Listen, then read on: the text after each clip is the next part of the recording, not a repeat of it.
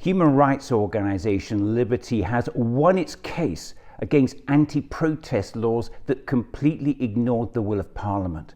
It's a huge victory for protest rights which have been attacked for years by successive governments, and a huge victory for democracy in the UK. Those in power cannot ignore the rule of law and just do whatever they want, and that includes this government. The history behind this case is almost as shocking as the Labour government's shameful decision to pursue an appeal against Liberty's High Court win in May 2024, an appeal which the government has today lost. Hold on to your seats. In 2023, then Home Secretary Suella Braverman changed the definition of serious disruption in protest law to mean more than minor disruption. It gave police almost unlimited powers to place conditions on protests and arrest peaceful demonstrators. Parliament had already rejected this change to the law, but Braverman did it anyway, using something called secondary legislation, which isn't properly debated or scrutinised by MPs and peers. Labour rightly opposed it. It really was a make or break moment for parliamentary democracy. What the Home Secretary was doing was using secondary legislation, so-called Henry VIII powers, to make the controversial change by the back door with little parliamentary scrutiny. Here is then Shadow Home Secretary Yvette Cooper strongly arguing Labour's case against the change in law in June 2023. They brought a statutory instrument before us today claiming that it is to clarify, but instead it makes the law even more confusing. They failed to bring it in through the normal parliamentary legislative processes, legislation that can be scrutinised and amended, and heaven knows we've had enough primary legislation where they've had the opportunity to do so. It redefines serious disruption to instead mean everything which may be more than minor, which may. Does the Home Secretary really think anything which may, only may, create more than minor noise, for example, should be able to be banned by the police?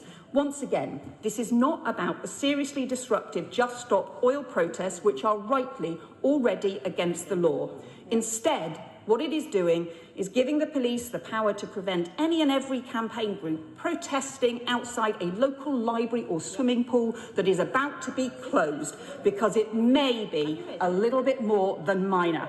The then Shadow Home Secretary condemned the Conservative government for bringing the changes forward in a statutory instrument, failing to bring it in using normal parliamentary legislative processes, legislation which can be scrutinised and amended, and pointed out the proposed change in the law would give the police the power to prevent any and every campaign group protesting outside a local library or swimming pool that was about to be closed because it may be a little bit more than minor.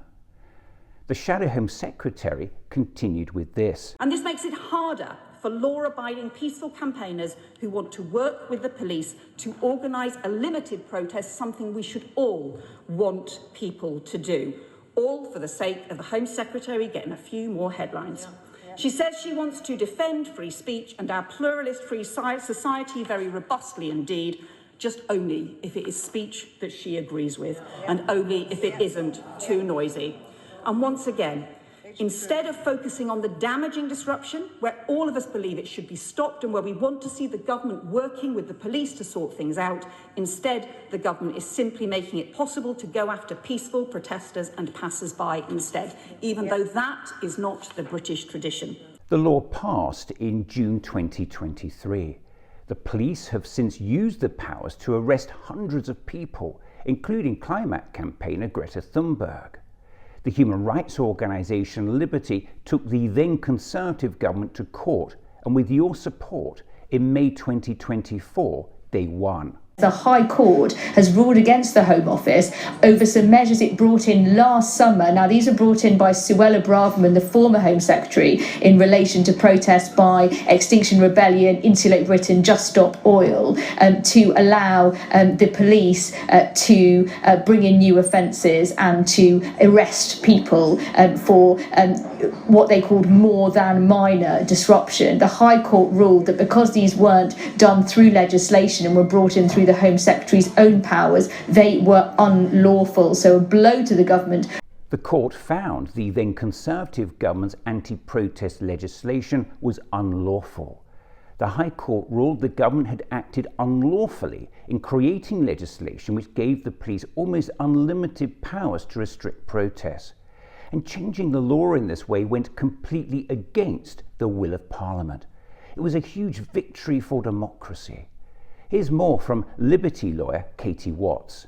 The court's judgment shows that nobody is above the law. The way in which the former Home Secretary introduced these regulations was unconstitutional and undemocratic, and the court today has said that it was also unlawful. The Conservative government announced it was appealing the ruling to the Court of Appeal, and the High Court suspended the reversal of the measures until after the outcome of the appeal.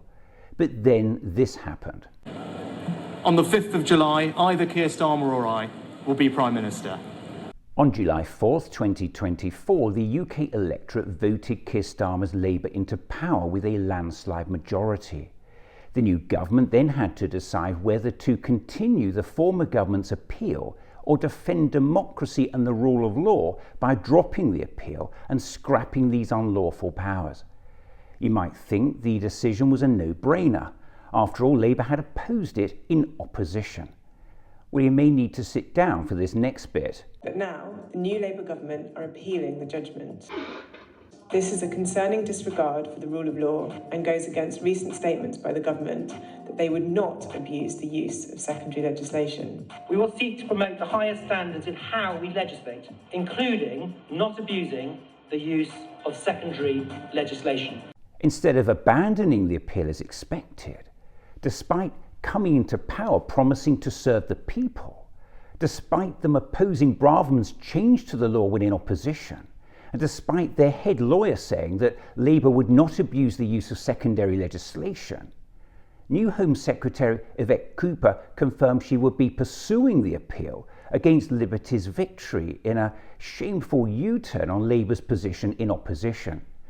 Now in government, Labour was suddenly supporting the former Conservative government's policy to strip back our right to protest.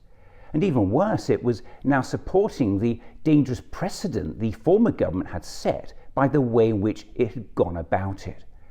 Labour's decision to pursue the appeal was simply incomprehensible. In December 2024, the case went to the Court of Appeal, where Liberty had to defend democracy all over again, this time against the Labour government. Well now, today, the Court of Appeal has unanimously sided with Liberty. These anti-protest regulations are unlawful. It couldn't be clearer. And the Labour government must surely now accept this judgment and do the right thing.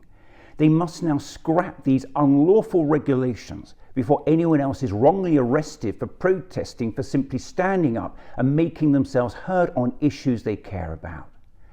The government must urgently review all arrests and prosecutions under these regulations, and they must review all the anti-protest laws of recent years.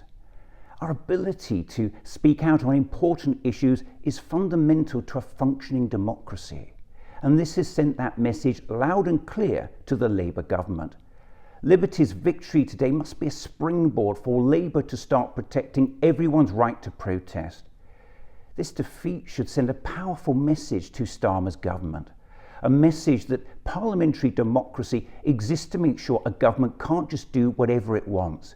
That must be respected, and that includes by this government.